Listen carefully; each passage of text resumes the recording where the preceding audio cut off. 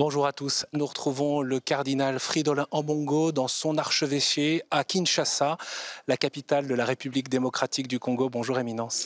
Bonjour. Merci infiniment de nous accueillir ici, chez vous, dans cet archevêché. On se retrouve le jour même de l'annonce du Saint-Siège, du report du voyage du pape François prévu ici début juillet. Nous sommes le 10 juin. J'imagine la déception des Congolais, peut-être la vôtre aussi. Effectivement, quand j'ai reçu cette nouvelle, c'était autour de 10 heures. Moi, j'étais complètement abasourdi et je me posais des questions. Comment est-ce que mon peuple va accueillir cette nouvelle?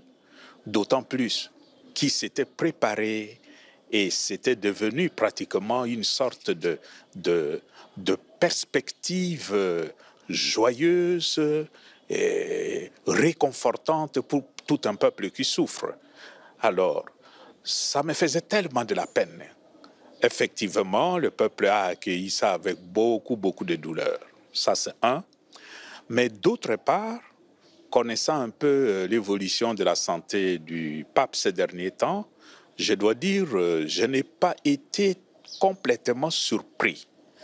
Et je me dis aussi, la santé d'abord. C'est un report, ce n'est pas une annulation. Pourquoi ce voyage demeure-t-il important pour vous? Premièrement, le pape, c'est le pasteur universel. Et sa mission est toujours une mission de réconfort moral, spirituel, surtout pour un peuple qui souffre. Et le peuple congolais avait compris la venue du pape comme l'occasion de se retrouver devant le pasteur universel pour être réconforté, mais aussi confirmé dans sa quête de plus de dignité et de respectabilité. Au cours de notre entretien, je vous propose d'évoquer ensemble les réalités de votre pays, de l'Église ici, et puis plus largement aussi votre regard sur l'actualité de l'Église universelle.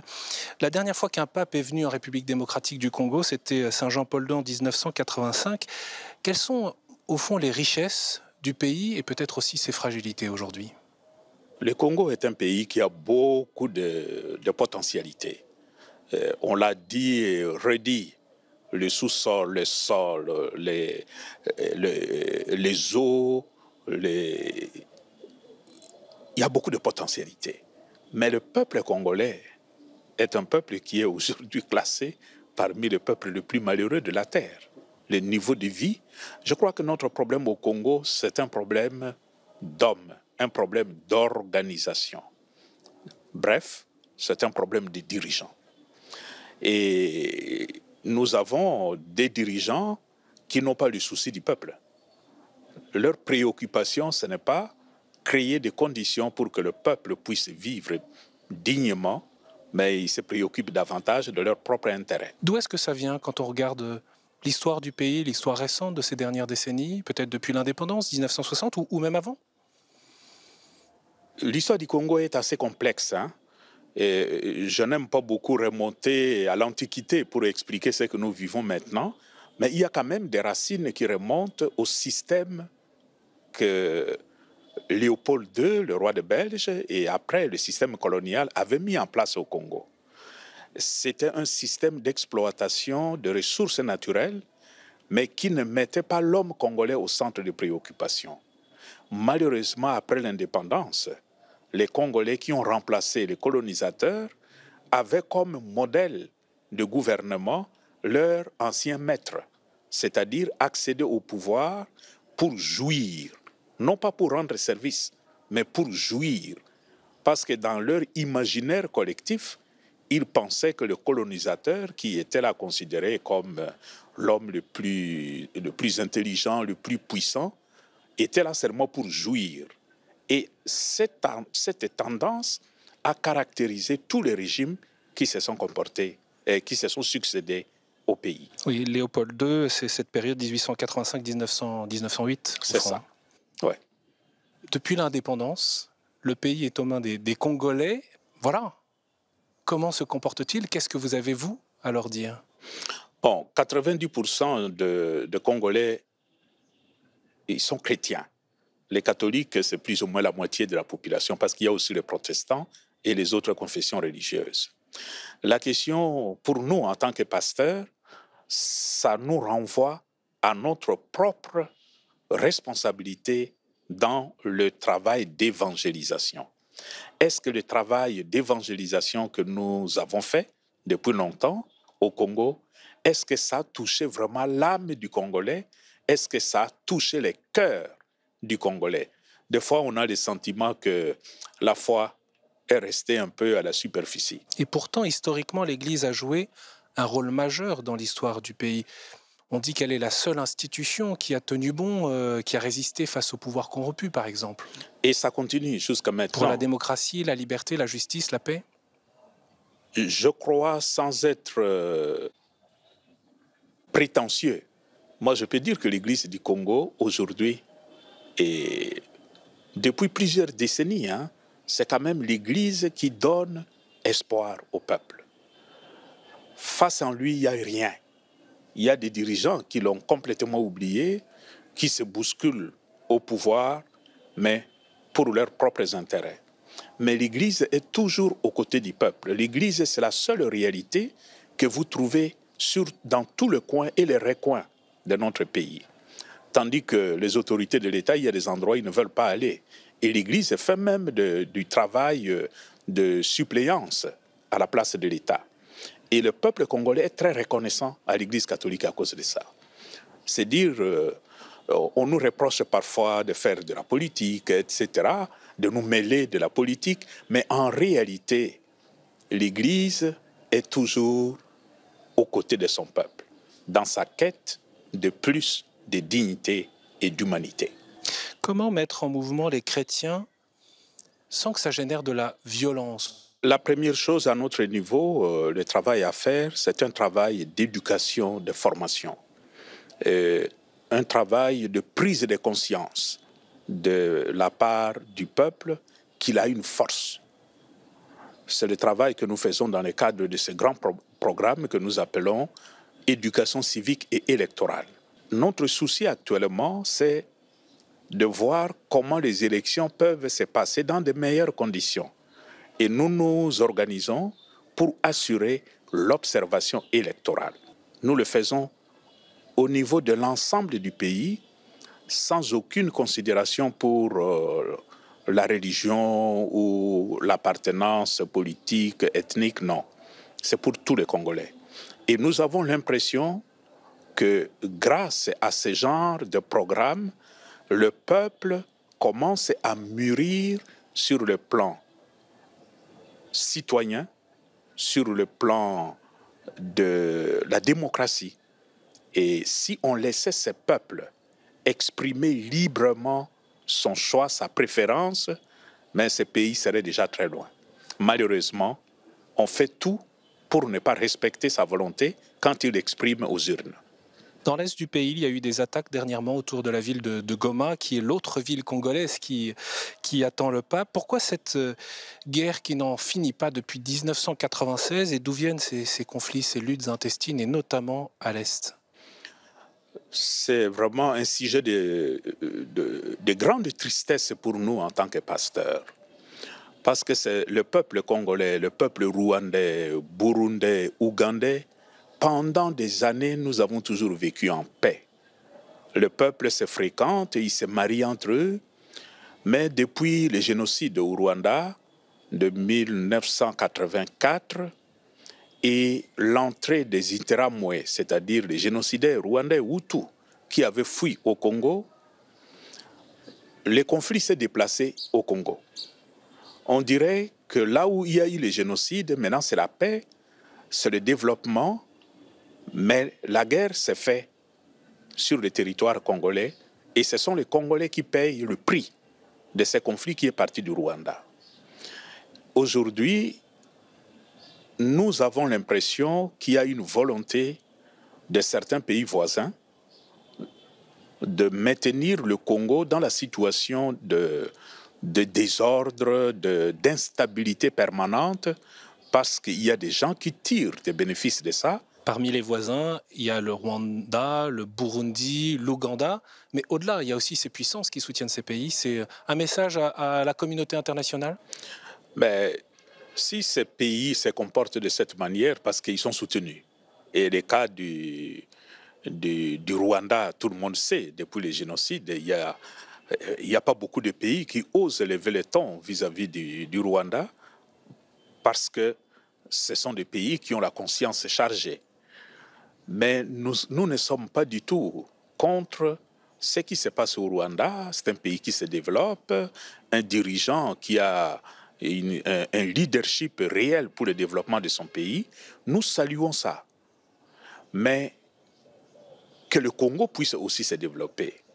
Et les grandes puissances qui ont besoin de matières premières, nous disons, mais vous avez intérêt à avoir un Congo stabilisé, un Congo en paix, avec lequel vous pouvez composer pour l'exploitation des ressources naturelles, de telle sorte que ça doit profiter, ça va profiter à ceux qui investissent, mais que ça profite un peu au Congo. Ce qui n'est pas le cas aujourd'hui. Ce qui n'est pas le cas. On a l'impression qu'il y en a qui préfèrent s'installer dans le pays voisin, créer l'insécurité, et on vient chercher la matière première chez nous pour aller traiter dans le pays voisin. Et le cas le plus criant, c'est le coltan. Un cardinal, dans ce cas-là, est impuissant? Pas tout à fait. Le rôle du cardinal, c'est un peu comme le rôle du prophète en Israël. C'est d'alerter, c'est d'éveiller la conscience, mais c'est aussi de réveiller lorsqu'on a l'impression que la cité dort. Il est comme une sentinelle qui sonne l'alarme quand il y a un danger qui pointe à l'horizon. Et c'est le travail que nous avons toujours fait. Des fois, nous avons le sentiment de prêcher dans le désert, mais Jésus-Christ n'a pas été entendu par tout Israël. Donc, nous ne pouvons pas prétendre être plus forts, plus puissants que notre maître. Vous portez sur votre soutane une ceinture rouge, cette couleur qui rappelle la nature de votre engagement aussi. C'est la couleur cardinaliste. Hein? Cela signifie quand on accepte d'être pasteur et particulièrement d'être cardinal, ça signifie qu'on a fait le choix de donner le meilleur de soi-même pour l'Église, pour mes frères et sœurs, au nom de l'Évangile, et cela au prix du sang. Pour ceux qui s'imaginent d'abord que c'est un honneur, vous aimeriez dire quoi? Mais quand on voit la fonction de l'extérieur, et c'est pour les évêques aussi, hein, le cardinal, quand il arrive, il y a des considérations, le salut, etc. Mais ce n'est pas ça le travail du cardinal. Le travail est beaucoup plus profond et c'est un travail exigeant. Je crois, les honneurs, ça c'est le contour extérieur, mais le travail est exigeant. Je voudrais qu'on parle un instant de votre Église. Vous avez évoqué cet engagement très important dans la société, pour la transformation de la société. Combien vous avez de prêtres aujourd'hui dans votre diocèse à Kinshasa? À Kinshasa, nous avons actuellement plus de 280 prêtres, mais c'est une église plutôt jeune, parce que jusqu'à l'indépendance, l'archidiocèse de Kinshasa avait peut-être 2 ou 3 prêtres. Donc, tout le processus de formation a commencé dans les années 1980, là où on a commencé à accueillir de grands nombres. Mais depuis lors, nos maisons de formation sont remplies. L'Église s'étend selon le développement de la vie de Kinshasa. Donc, c'est une Église qui a de l'avenir, non seulement parce que c'est la capitale, mais c'est une cité qui s'étend. La conférence épiscopale a publié un document officiel dont les médias ont beaucoup parlé, qui demande aux prêtres qui ont des enfants de renoncer au sacerdoce. La situation était-elle si fréquente qu'il fallait intervenir? Est-ce qu'il fallait tout simplement briser le silence sur cette question-là de manière officielle et de le porter en Église? Ce que nous avions constaté à un certain moment, il y a des prêtres qui, à un certain moment, ont commencé un peu à banaliser la chose. C'est comme si la discipline du célibat avait été relativisée. Les évêques ont voulu clarifier les choses. Et en clarifiant, nous avons constaté qu'il y a beaucoup de prêtres chez nous qui vivent correctement leur célibat. Et ce document a servi d'abord comme un tremplin pour les féliciter dans leur engagement, mais en même temps, il y en a qui vivent avec une certaine... qui sont dans une situation de délicatesse par rapport à leur célibat. Et là, vous dites qu'il faut d'abord s'occuper des enfants. Entre le droit de l'Église à retenir son prêtre et le droit d'un enfant à avoir son père, le choix est très clair.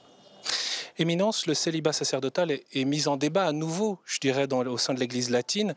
Qu'est-ce que vous pensez du chemin synodal allemand qui remet justement en question, en tout cas dans ces débats, la question du célibat sacerdotal? Je crois l'ensemble de l'Église observe avec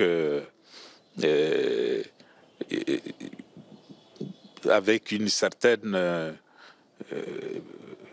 je dirais, beaucoup d'attention ce qui se passe en Allemagne actuellement. On sent votre hésitation, c'est parce que les mots sont difficiles à poser? Non, vous savez, l'Église universelle est entrée dans un processus synodal. Et pendant que l'Église universelle est dans ce processus, pour nous, c'est un peu difficile de comprendre qu'une Église locale entre en processus synodal à son niveau national. Donc, c'est un peu par rapport à ça. Mais quoi qu'il en soit, nous pensons que ce qui se fait en Allemagne, si ça rentre dans le processus global de synodalité, de collégialité, ça peut aider. Mais en même temps, si c'est autour de la question des célibats, mais nous attendons c'est que l'Église d'Allemagne va arrêter comme position par rapport à cette question-là. Et vous, quelle est votre position, pour le dire clairement? Non, notre position, c'est ce que nous avons affirmé dans les documents de la SENCO. Nous ne remettons pas en question la doctrine du célibat dans l'Église.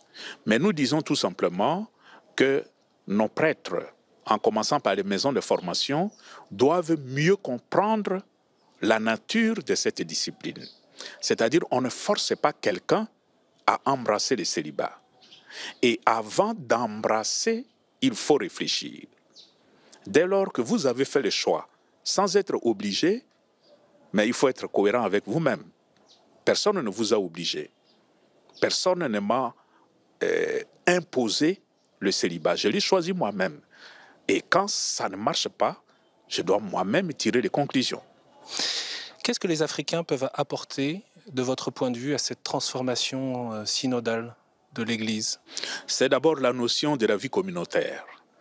Vous savez, la société africaine tient beaucoup à cette notion qui a été canonisée. Et surtout dans notre Église au Congo, l'Église famille de Dieu, la notion de famille.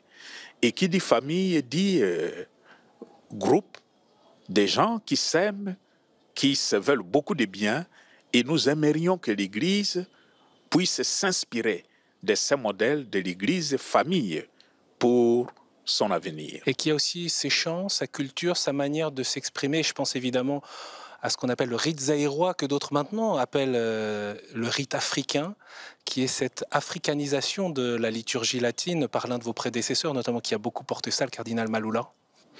Oui, je crois que ça fait partie des acquis majeurs de l'Église du Congo. Le processus qu'on avait appelé à l'époque, dans les années 1980-90, le processus d'inculturation de l'Évangile. Et dans ce processus, il y a eu un résultat implacable, une réussite implacable, c'est d'inculturer la liturgie dans notre manière de faire. Et c'est de là qu'est sorti ce qu'on a appelé le rite zaïrois. Bon, le nom officiel, c'est rite romain pour les diocèses du Zaïre. Mais tout le monde appelle rite zaïrois.